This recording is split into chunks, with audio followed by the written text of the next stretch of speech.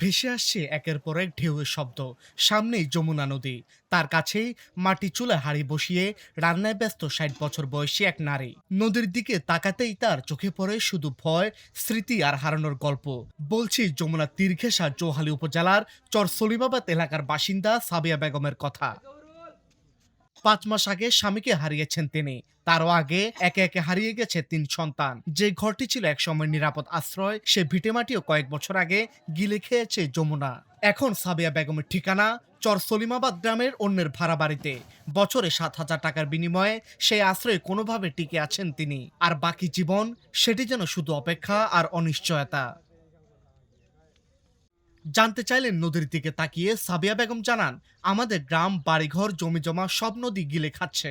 রাতে ঘুমাতে পারি না নদী ভাঙনের চিন্তায়। আমি এটা একে একে 11 ভাঙ্গা দিচ্ছি। 3টা সুলতান মারা গেছে, ঘরের স্বামী মারা যাচ্ছে, আমাদের বাল বাচ্চা পোলাফান নাই। আর এই যে পোলাফান আছে, গাছতলা বসত করা যাবে না, গাছও নাই, গাছ পাহালি নাই, বাচ্চাদের হাতের লুঙ্গিটাও নাই, পরনার কাপড়টাও নাই। কেমনি চলবে? বাচ্চাকে কেমনি নাকি ভাত কাপড় দিব? বাচ্চাকে মলিফের একটা বাসেরও বাসও নাই, কাপড়ের কাপড়ের টাকাটাও নাই। আমরা সরকারের কাছে আবেদন জানাচ্ছি, আমার নদী জানি ভাঙিয়ে দেয়। এইটাই আমি বারবার করি সরকারের পা ধরিয়া। স্থানীয়দের প্রত্যাশা, সংশ্লিষ্টরা যেন দ্রুত যমুনার এই ভাঙন রোধে কার্যকর ব্যবস্থা নিয়ে সমস্যাটির স্থায়ী সমাধান করে।